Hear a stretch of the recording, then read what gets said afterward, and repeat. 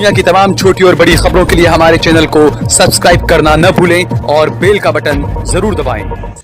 14 दिन से प्रदर्शन कर रहे किसानों ने सरकार के उस प्रस्ताव को ठुकरा दिया है जिसे अमित शाह ने दिया था और किसानों ने साफ कर दिया है कि जब तक तीनों काले कानून वापस नहीं हो जाते हैं तब तक वो प्रदर्शन करते रहेंगे। और इसके अलावा देश में ऐसा पहली बार हुआ है जब किसी उद्योगपति का नाम लेकर किसान सड़कों पर उतरे हैं और किसानों ने आज साफ कर दिया है कि वो अदानी और अंबानी के हर एक प्रोडक्ट का बाइकआउट करेंगे। साथ ही साथ ये भी कहा है कि वो जियो का बाइकआउट करेंगे और जिनके पास जियो के फोन हैं वो अपने फोन को पोर्ट करवा लेंगे किसी और कंपनी में। यानी कि यहां पर एक बड़ा सेटबैक जो है वो नजर आ रहा है, यहां पर बड़ा झटका जो है वो मोदी सरकार को नजर आ रहा है।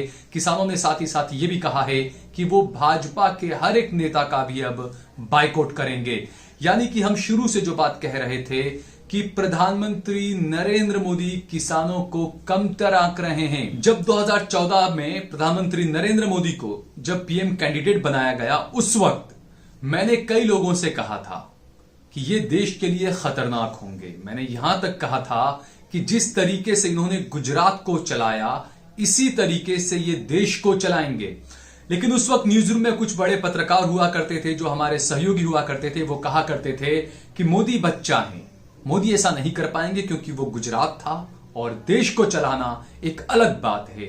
कुछ पत्रकार ये भी कहा करते थे कि उत्तर प्रदेश के और बिहार के कई धुरंधर ऐसे नेता हैं जो मोदी के सामने तन के खड़े हो जाएंगे और मोदी ऐसा नहीं कर पाएंगे जैसा वो गुजरात में करते थे।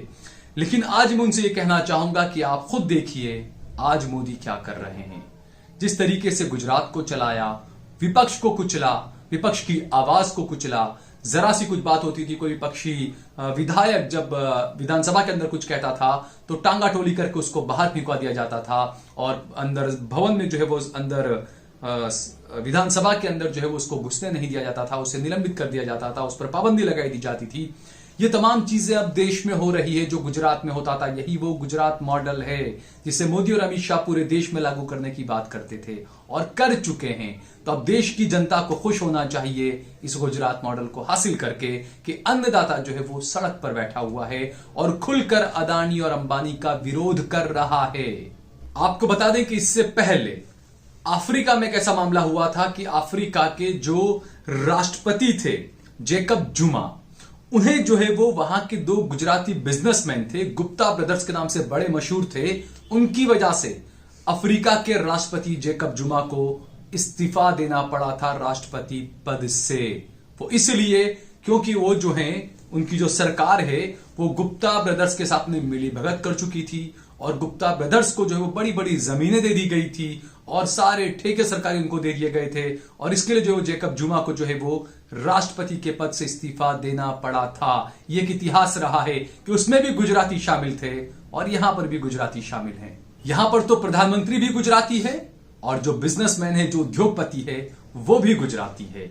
तो ये गुजरात मॉडल वही है जिसे प्रधानमंत्री नरेंद्र मोदी लाने का कहा करते थे।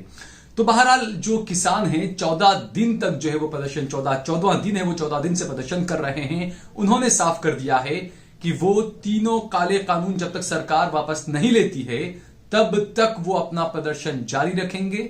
इससे कम कोई चीज उन्हें मंजूर नहीं है। साथ ही साथ जो किसान हैं उन्होंने ये भी कहा है कि 12 दिसंबर के रोज अब जो जयपुर दिल्ली हाईवे है उसे भी जो है वो अब ब्लॉक कर दिया जाएगा।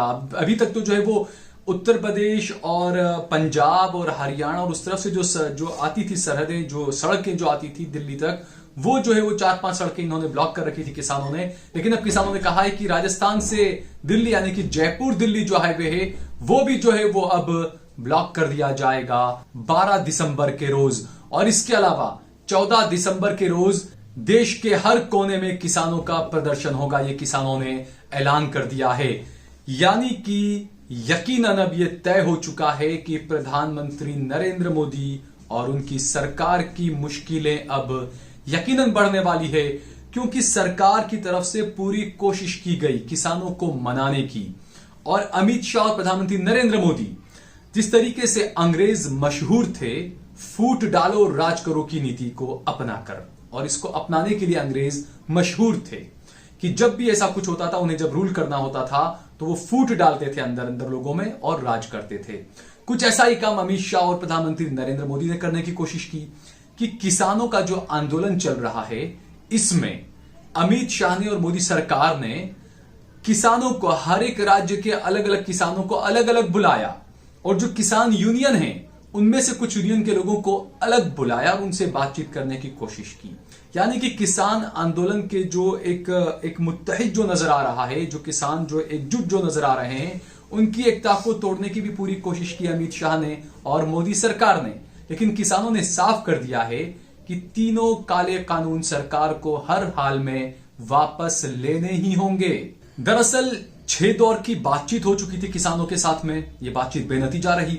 उसके बाद अचानक जो गृह मंत्री हैं देश के, अमित शाह, वो कृषि मंत्री के रोल में आ गए और उन्होंने किसानों से बातचीत की और उसके बाद 6 बिंदुओं पर उन्होंने लिखित में किसानों को आश्वासन दिया, लेकिन किसानों ने उसे ठुकरा दिया।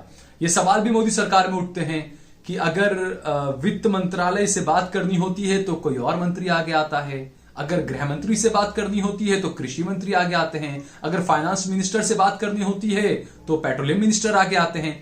ये मोदी सरकार का चलाने का एक अजीब सा तरीका है जो लोगों की समझ से बाहर है और इसीलिए देश जो है वो गर्क में जा रहा है। चाहे रोजगार की बात करें, चाहे अर्थव्यवस्था की बात करें, अन्नदाता सड़कों पर है, ये तमाम मुद्दे हैं। इन मुद्दों पर ध्यान दिया जाना चाहिए और देश के युवाओं को, देश की जनता को भी इस मुद्दे पर ध्यान देना चाहिए। लेकिन देश के युवाओं को 1000 रुपए चालान करने में लगा दिया है कि अगर आप मास्क नहीं पहनेंगे तो आपको 1000 रुपया भरना पड़ेगा, अगर आप लव जिहाद करेंगे तो आपको जेल जाना होगा। ऐसे मुद्दों में जो है वो देश के युवाओं को, जनता को उलझा दिया गया है। और जो अन्नदाताओं का जो मुद्दा है, पूरी कोशिश की यहां पर बीजेपी ने अन्नदाताओं के इस प्रदर्शन को खालिस्तान से जोड़ने की, पाकिस्तान से जोड़ने की, आतंकवाद से जोड़ने की, लेकिन वो तमाम कोशिशें नाकाम फिलहाल नजर आ रही है क्योंकि किसानों ने साफ कर दिया है कि वो हटने वाले नहीं हैं, ना ही वो हटने वाले हैं, ना ही वो थकने वाले हैं। किसानों ने साफ कहा है कि वो अपनी लड़ाई लड़ेंगे और सरकार को तीनों काले कानून वापस लेने होंगे। उधर किसान यूनियन के प्रवक्ता राकेश टिकैत ने कहा है कि जब 6 दौर की बातचीत बेनतीजा रही, उसके बाद सरकार को किसानों की बात मान लेनी चाहिए, लेकिन सरकार जिद पर अड़ी हुई है, इसलिए किसानों के साथ अब टकराव होकर ही रहेगा और किसान जो है वो किसी भी हद से, किसी भी हाल में जो है वो पीछे हटने वाले नहीं हैं और सरकार को जो है काला कानून वापस लेना होगा। तीनों कानून जो सरकार लेकर आई है वो तीनों कानून सरकार को वापस लेने ही होंगे। वहीं आज जो है वो राहुल गांधी ने विपक्षी पार्टियों के कुछ नेताओं के साथ राष्ट्रपति रामनाथ कोविंद से मुलाकात की है और उन्होंने जो है वो अपील की है, आवेदन दिए हैं और अपील करते हुए कहा है कि राष्ट्रपति जी, आप सरकार से कहिए कि जो तीनों काले कानून हैं जिसका किसान विरोध कर रहे हैं, सरकार को वो कानून वापस ले लेने चाहिए। इससे पहले मोदी सरकार के मंत्री रविशंकर प्रसाद ने कहा था कि कांग्रेस बिना वजह हंगामा कर रही है, कांग्रेस खुद इस कानून को लाना चाहती थी। तो रविशंकर प्रसाद जी, क्या माना जाए, कांग्रेस और बीजेपी में कोई फर्क नहीं है। जो चीजें कांग्रेस की सरकार लाना चाहती थी वो आपकी बीजेपी सरकार, मोदी सरकार लेकर आ गई है। तो यानी कि आप और कांग्रेस, आप दोनों बिल्कुल बराबर हैं, कोई फर्क नहीं है आप में। आपने आधार का विरोध किया, उसके बाद आप सरकार में आए तो उसी आधार को आपने बढ़ावा दिया। आपने जीएसटी का विरोध किया विपक्ष में रहते हुए, लेकिन आप सरकार में आए तो कांग्रेस के उसी जीएसटी कानून को आप लेकर आ गए। आपने मनरेगा का विरोध किया था, लेकिन उसी मनरेगा से सबसे ज्यादा लोग, गरीबों को जो है वो रोजगार मिल रहा है।